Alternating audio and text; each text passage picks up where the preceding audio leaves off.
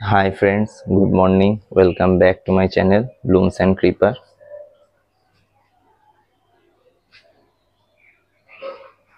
তো ফ্রেন্ডস, আজকে আপনাদেরকে যে জিনিসটা নিয়ে আলোচনা করব সেটা হচ্ছে যে আপনারা নতুন চারা গাছ কিনে কি করবেন। অর্কিডের চারা গাছ অবশ্যই কিনে কি করবেন, তো সেটা নিয়ে আজকে ডিসকাস করব। আপনারা ধরুন মার্কেট থেকে বা অনলাইন থেকে বা যে কোনো সেলারের থেকে নতুন চারা গাছ নিলেন, সে ডেনড্রোবিয়াম হোক, ফিলোনপসিস হোক, ভেন্ডা হোক, ক্যাটেলিয়া হোক। আমি মেনলি এখন এই কটা গাছ নিয়েই বলছি, পরে আরও বলবো।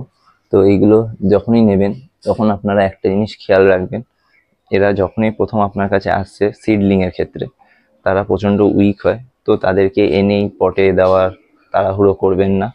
আগে তাদেরকে এক সপ্তাহ মতো নিজের বাড়িতে রাখবেন, যখন সেট হবে গাছটা তারপর সেটাকে পট চেঞ্জ করবেন। আর আমরা ভাবি পট চেঞ্জের পরেই তাকে সার দিলে গাছটা খুব ভালো গ্রো করবে, তা নয়। পট চেঞ্জ করে আপনারা ধৈর্য ধরে ওয়েট করবেন যে গাছটা কতদিনে নিজের নিউ রুট ছেড়ে সেই পট বা আপনারা যদি মাউন্ট করেন সেই মাউন্টে নিজের রুট সিস্টেমটাকে ভালো মতো চালাতে পারে। যখনই দেখবেন যে নিউ রুট স্টার্ট হয়েছে তারপরেই আপনারা সার দেওয়া শুরু করবেন। তো ফার্স্টে আপনারা কি সার দেবেন? আপনারা এনপিকে দিতে পারেন। এনপিকে দিলে গাছের খাদ্য যেটা, সেই খাদ্যটা গাছ পেয়ে যাবে। এনপিকে দিলেন, এনপিকে দেওয়ার পর আপনারা যেটা আমাদের সিউইড হয়, বিভিন্ন কোম্পানির পাওয়া যায়, সিউইড দিতে পারেন। তাহলে যে নতুন রুটগুলো বেরিয়েছে সেই রুটের ডেভেলপমেন্টটা ভালো হবে। অনেকে বলে যে গাছের রুট নেই, আপনারা সিউইড দিয়ে দিন, গাছের রুট সিস্টেম খুব ভালোভাবে গ্রো করবে। সেটা কিন্তু কখনোই নয়। গাছের রুট সিস্টেম, নতুন রুট ওইভাবে কোনো কেমিক্যাল দিয়ে গ্রো করা পসিবল নয়। ওটার জন্য আপনার গাছ নিজে থেকেই নিজের রুট সিস্টেম গ্রো করবে। যখন তার নিজের সারভাইভ করার সময় আসবে সে বুঝতে পারবে। তো ওইভাবে আপনারা না করে নর্মালি গাছ যখন রুট সিস্টেম তার নতুন করে চালু হয়েছে তখনই সিড দেওয়া শুরু করবেন। কারণ কি, গাছের যখন রুট নেই, আপনি রিপোর্ট করেছেন গাছের স্ট্রেংথ কম, তখন যদি আপনারা কোনো এরকম কেমিক্যাল ফার্টিলাইজার দেন তাহলে কিন্তু আপনার গাছের আরও ক্ষতি হবে। কারণ সে তো সেটাকে অ্যাবজর্ব করতে পারছে না, সেটা তার জন্য একটা ওভারডোজ মতো হচ্ছে। তো আপনারা কখনোই নতুন গাছ কিনে রিপোর্ট করে এই এনপিকে বায়োভিটা এক্স দেবেন না। হ্যাঁ, এবার বর্ষার মধ্যে হয়তো অনেকে অনেক গাছ রিপোর্ট করছেন, তো সেখানে আপনারা অবশ্যই স্যাপ, স্যাপ বলা ভুল, যে কোনো ফাঙ্গিসাইড, আমি কোনো স্পেসিফিক কোম্পানির নাম বলছি না, স্যাপ আছে, ব্যাবিস্টিন আছে, কবজ আছে, ব্লু কপার আছে, এইগুলো আপনারা উইকলি স্প্রে করবেন। কারণ বর্ষার জল ভিজে ভিজে ওয়েদারে আপনাদের গাছে ফাঙ্গাস লাগার চান্সেসটা খুবই বেশি হাই থাকে। তো সেখানে আপনারা ওই যে কোনো ফাঙ্গিসাইড ইউজ করতে পারেন যাতে আপনাদের গাছের ফাঙ্গাসের প্রবলেমটা না হয়। কিন্তু এনপিকে বা বায়োভিটা এক্স মানে সিউইডের কথা বলছি, এগুলো অ্যাভয়েড করবেন যতদিন না আপনার গাছের রুট সিস্টেম স্ট্রং হচ্ছে। তো এইভাবে আপনারা যদি করেন জিনিসগুলো, তাহলে আপনাদের গাছের প্রথম বিগিনিংয়ের যে প্রবলেমগুলো সেগুলো অনেকটাই সলভ হবে। আর আমি আগের ভিডিওতে বলেছি যে ছোট চারা এনে কখনোই 8 ইঞ্চি 10 ইঞ্চি 12 ইঞ্চি টবে বসাবেন না। একদম ছোট থেকে ছোট টব, 4 ইঞ্চি 3 ইঞ্চির যে টবগুলো হয় এগুলো এরকম ছোট টবে বসাবেন। আর চারা গাছ কি কি নিতে হবে সেটা আমি আগের ভিডিওতে বলেছি, তো আপনারা আগের ভিডিওটা অবশ্যই দেখে নেবেন, আমি ডিসক্রিপশানে তার লিঙ্কও দিয়ে দেবো, দেখে নেবেন। তো সেইভাবে আপনারা যদি করেন আপনাদের চারাগুলো আস্তে আস্তে গ্রো হবে। আর যেটা বলি, আপনারা ডেনড্রোবিয়াম, ফিলোনপসিস, ক্যাটেলিয়া এদেরকে পটে দিতে পারেন মিডিয়া দিয়ে, কিন্তু সবসময় মনে রাখবেন এদের জল দেওয়ার নিয়ম কিন্তু এক একজনের জন্য এক এক রকম। ফিলোনপসিসের যেরকম জল খুবই কম লাগে, বর্ষাকালে যতটা পারবেন কম জল দেবেন যাতে তার রুট সিস্টেম পচে না যায়, কারণ খুব মোটা মোটা রুট হয়। তো সেই হিসেবে এদের জল ধারণ ক্ষমতা বেশি, তো এদের পচে যাওয়ার চান্স থাকে। ভেন্ডার ক্ষেত্রেও সেম, ভেন্ডাকে কখনোই পটে দেবেন না। যদি একান্ত দেন তো বড় বড় মিডিয়া দেবেন, ছোট এরকম ক্লে বল কয়লা দিয়ে করবেন না, তাহলে কিন্তু আপনার ভেন্ডার রুট সিস্টেম ড্যামেজ খেতে পারে। তো ওদেরকে যখন মাউন্ট করবেন তাহলে আপনারা যখন স্প্রে জল দেবেন বা কিছু, গাছটা ভালো থাকবে। আর বিশেষ করে এই বর্ষার টাইমে, এখন তো বর্ষা চলছে, গেল দুদিনে একবার করে বৃষ্টি হচ্ছে, তো এই টাইমটা আপনারা ডেনড্রোবিয়াম হাইব্রিডকে বর্ষার জলে বড় জোর 1 থেকে 2 দিন রাখবেন, তার বেশি রাখবেন না, তুলে নেবেন। ভেন্ডার ক্ষেত্রে 1 দিন। ফিলোনপসিসকে একদমই বার করবেন না বর্ষার জলে। দরকার হলে আপনি জল ধরে এনে অল্প স্প্রে করে দিলেন, ঠিক আছে, বাট বর্ষার জলে টানা বৃষ্টির জল ফিলোনপসিস সহ্য করতে পারবে না। বাকি ফক্সটেলকে রাখতে পারেন আর কিছু স্পিসিস ভ্যারাইটির গাছ আছে, তাদেরকে আপনারা বৃষ্টির জল খাওয়াতে পারেন। যেরকম ডেনড্রোবিয়ামের যে স্পিসিসগুলো আছে ওইগুলো একটু হার্ড হয়, তো ওদেরকে আপনারা বর্ষার জল খাওয়াতে পারেন। তো সেইভাবে আপনারা রেখে আপনারা বর্ষার জল খাইয়ে গাছগুলোকে ভালো চাঙ্গা করিয়ে নিন। যাদের যেভাবে বললাম বৃষ্টির জল দেওয়া সেইভাবেই দেবেন। বেশি দিলে কিন্তু আপনার গাছ ভালো হওয়ার বদলে খারাপ হবে। তো সেইভাবে যখন বৃষ্টির জল দিয়ে নেবেন আপনারা, আপনাদের গাছ যখন চাঙ্গা হয়ে যাবে, নতুন সিডলিংগুলো যখন আস্তে আস্তে রুট সিস্টেম ডেভেলপ করে আপনার মিডিয়া বা যেখানে মাউন্ট করেছেন তাতে যখন গ্রো করা শুরু করবে, তখন গিয়ে আপনি করবেন কি, তখন গিয়ে আপনি তারপরে আস্তে আস্তে বিভিন্ন কেমিক্যাল ফার্টিলাইজার দেওয়া শুরু করবেন। এনপিকের বিভিন্ন ফরমেশন আছে, তারপর আপনাদের মাইক্রোনিউট্রিয়েন্ট আছে,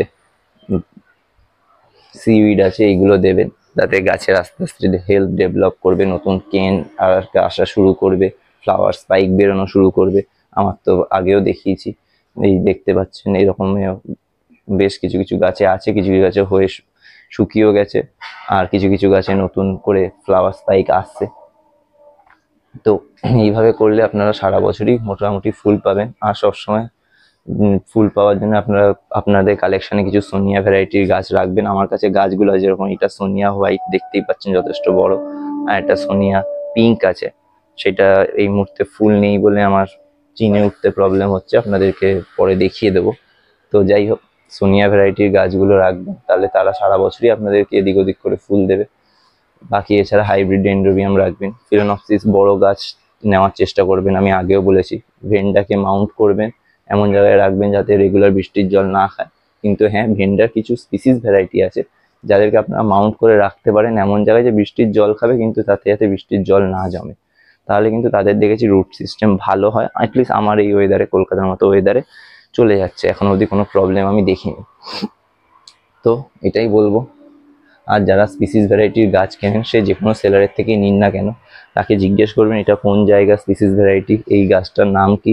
সেই স্পিসিস ভ্যারাইটি নিয়ে আপনাদের প্রত্যেকের কাছে গুগল আছে, ইউটিউব আছে, ঘেঁটে দেখবেন কে কিভাবে তাকে মেনটেন করেছে, তার ফুল আসাটা কিভাবে কিভাবে তার ফুল আসছে, তার গাছের গ্রোথ কিরকম, কত বছরে প্রথম ফুল আসে, এগুলো সব জেনে নিয়ে তারপর আপনারা স্পিসিস ভ্যারাইটির গাছ করবেন। স্পিসিস ভ্যারাইটির গাছের একটাই মেন প্রবলেম হয়, এদের অনেক সময় ফুল আসতে, বেশ কিছু কিছু স্পিসিস ভ্যারাইটি আছে তাদের ফুল আসতে অনেকটা টাইম লাগে, তো অনেক সময় মানুষের ধৈর্য নষ্ট হয়ে যায়। তো অবশ্যই স্পিসিস ভ্যারাইটি কেনার আগে দেখে নেবেন, হয়তো অনেকে অনেক কিছু বলবে, এই অফারে 3টে 4টে গাছ দেওয়া হচ্ছে, কম্বো অফার, এই বা এই গাছটা খুবই ইউনিক রেয়ার হতে পারে, ইউনিক রেয়ার, কিন্তু আপনি আগে দেখুন আপনার এই ওয়েদারে সেই গাছটা কি বাঁচবে। আপনি হয়তো ইউনিক গাছ একটা দাম দিয়ে কিনে নিলেন, নিয়ে তারপর যদি আপনার এই ওয়েদারে না বাঁচে, এই কঠিন সত্যিটা মেনে নিয়ে এগোতে হয়। আমিও জীবনে ইউনিক গাছ কিছু কিনেছি, এবার কিছুটা নিজের হয়তো ভুল, জানতাম না, তো সেইভাবে তাদেরকে সার্ভাইভ করাতে আমার খুব কষ্ট হয়েছে। তো আমি বলবো প্রথম দিকে যতটা সহজভাবে গাছ করা যায় ততটাই করুন, কারণ যেই হবিটাকে কন্টিনিউ করাটা যারা যারা আছি আমাদের প্রত্যেকেরই কর্তব্য। তো সেই হিসেবে ইজি গ্রোয়িং অর্কিডগুলোই নিন, যাদের আপনারা ফুল দেখতে পাবেন প্রচুর পরিমাণে। তো স্পিসিসের মধ্যে খুব কমন নাম ডেনড্রোবিয়াম অ্যাফাইলাম, অ্যাফাইলামের বিভিন্ন ভ্যারাইটি আছে, অ্যাফাইলাম আছে নর্মাল যেটা, আলবা আছে, ফিমবেটাম আছে, ক্যাটাসিটাম আছে, এইগুলো করুন। এইগুলোর ফুল হয় মোটামুটি প্রতি বছরই হয়, গাছ একটু বড় হলে, আর খুব সুন্দর ফুল হয়, এদেরকে করুন।